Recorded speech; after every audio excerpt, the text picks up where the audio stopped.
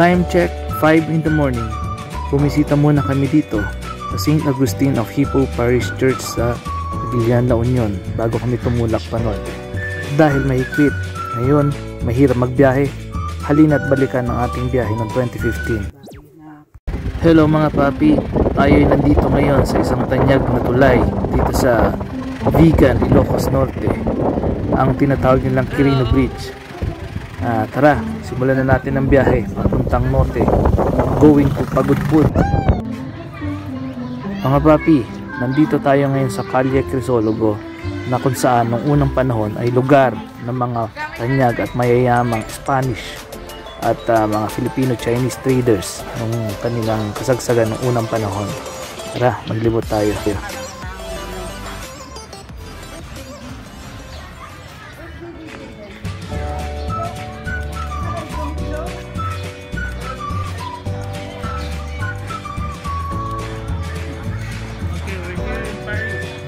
Di ba men, asan na yung isa pang yung picture ng tao na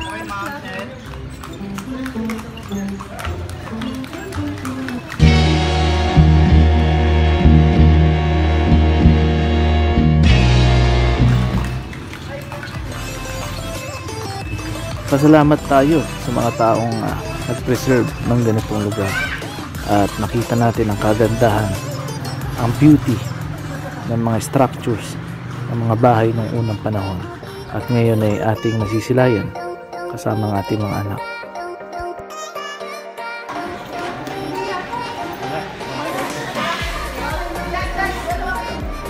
Mga papi, nandito naman tayo ngayon sa mausoleo ng ating dating Pangulong Ferdinand Marcos.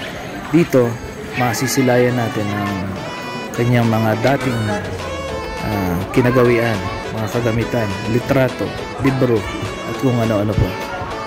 Kaya tara mga papi, silipin natin kung ano meron dito.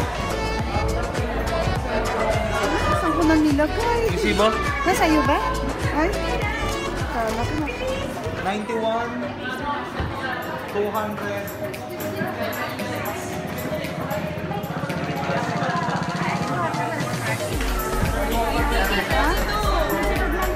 Parang hiti naman yun. Ha? Parang hiti. Buka mami.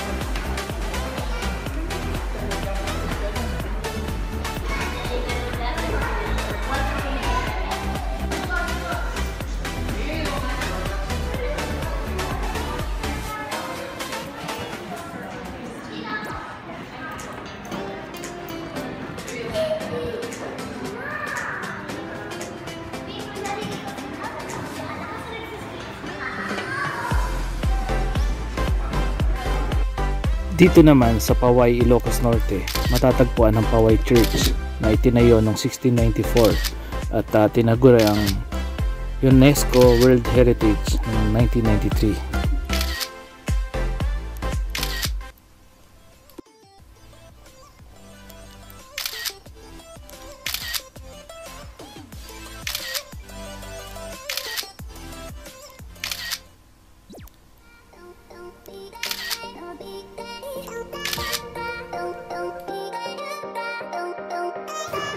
At ngayon dumako naman tayo dito sa isang pangmalakasang zoo dito sa Baluarte Zoo, Vigan, Ilocos Norte. Pangmalakasan kasi ang mga nagmamay-ari lang nito isang malakas, ibig sabihin kayang-kayang i-sustain ang pangangailangan ng mga hayop na ito.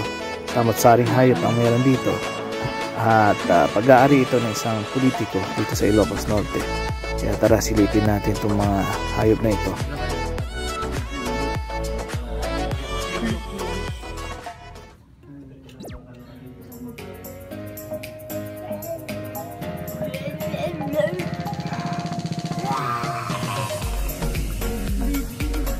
biglang ganun siya, no?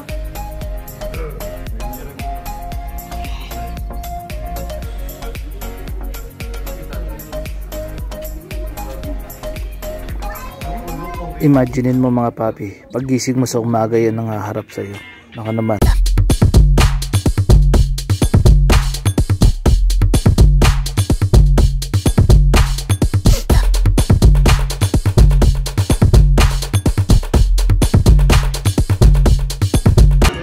Baklak lang pa kami, oh. Pero parang mabait lang sila, no? Oo, pero ano, pagpasok mo dyan, wala ka na. Ayan mga papi, kaaya-aya ang mga hayop. Ang sarap sigurong alagaan niya. Kaya lang, kailangan malakas ka para masustain yung pangangailangan nila. Dito naman tayo sa famous windmill. Halina't explore natin kung anong meron to. Ang gandang tingnan, para ka nasa ibang bansa. Diba mga papi?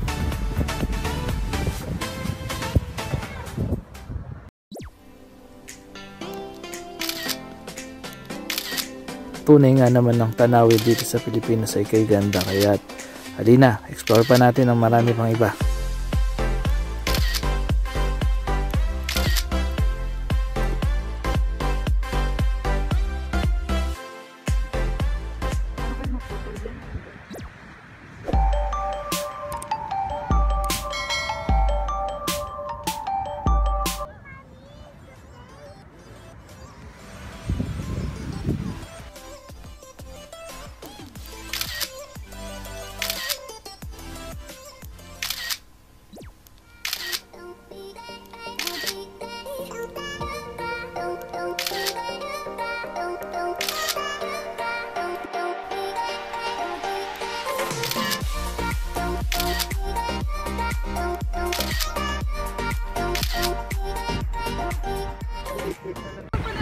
And now, finally mga papi, dumating na rin tayo dito sa ating destinasyon, sa Pagudpod Beach.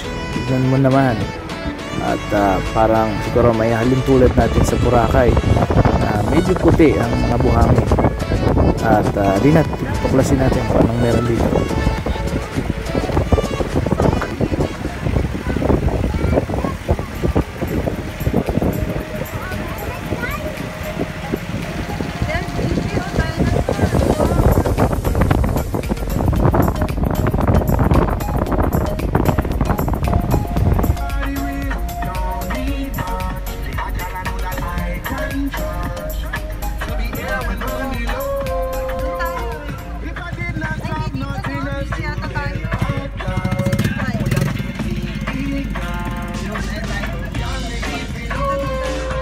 Ang daming tao din, oh. Ang sarap ng pakiramdam na makarating sa destinasyon. Halos 12 oras ang tinakbo natin mula Baguio hanggang dito sa Pagudpod. 12 oras kasi hinto tayo. Maraming stopover sa mga tourist spots, destination dito sa Ilocos Norte. Kaya tara, explore pa natin. Marami pa to.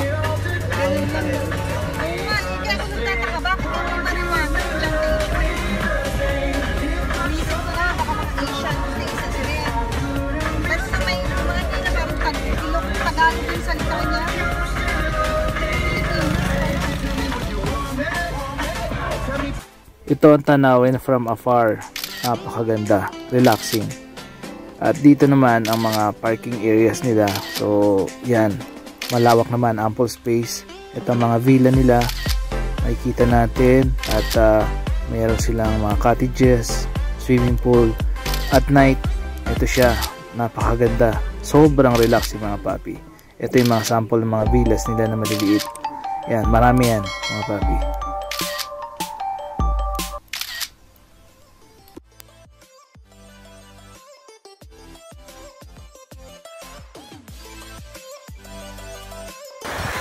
Ang dagat sobrang ganda, nga lang sobrang lakas ng alon, kaya hindi kami makapag-swimming sa bandang kalayuan, kaya matampi-tampisaw lang tayo mga papi.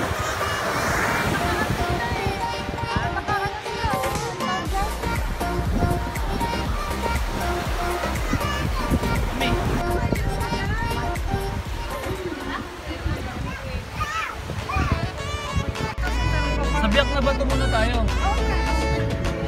Ngayon naman papi, tutulak tayo sa Biak na Bato. Pasyalan natin at ito ang famous na isang destinasyon dito mga papi. Kaya tara, tara natin.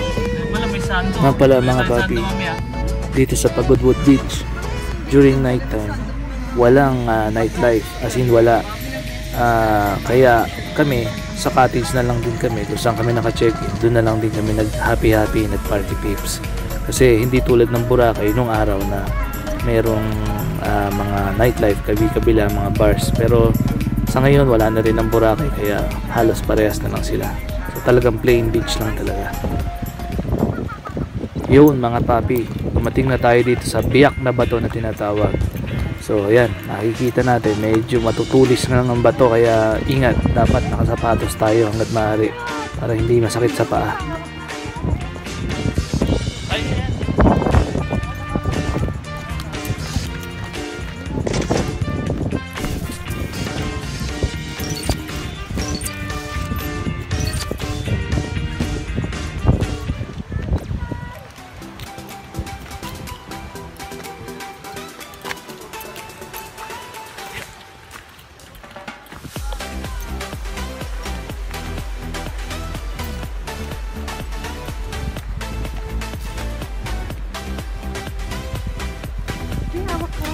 Teka.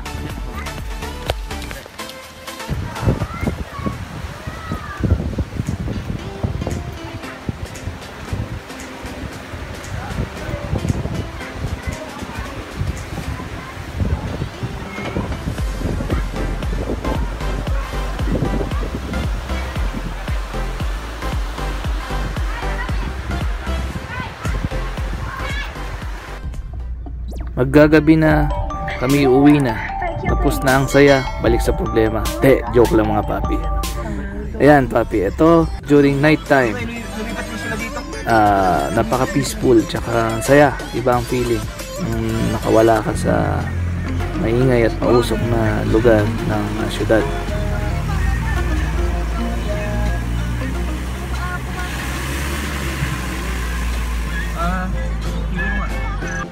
Sa gabi ng Kapaskuhan, ayan, meron silang fireworks during that time kasi 2015 nung pumunta kami dito. Pero ang sabi nila yearly daw ginaganap yan. Kaya hoping na this coming December makarating uli kami doon at sana wala na itong pandemya na bumabalot sa ating sanlibutan.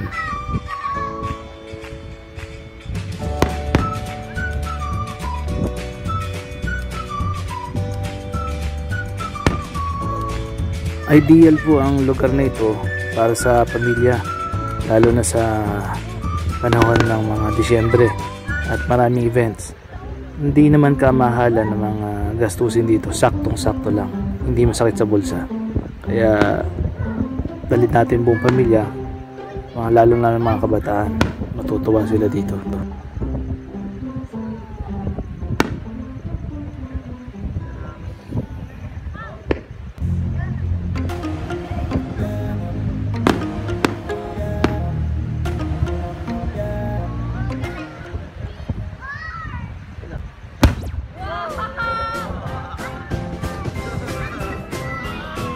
Alright mga papi, I hope nag-enjoy kayo sa video na aking naihandog sa inyo ngayon. Alam nating napakahirap lumabas dahil nga napakahigpit ngayon sa panahon ng pandemya. Maraming infected ng virus at soon we hope and pray na makakayanan natin to at matatapos din ang lahat at libre na tayong mamasyal kahit saan natin gustong pumunta. Hanggang sa muli mga papi, maraming salamat and keep safe everyone.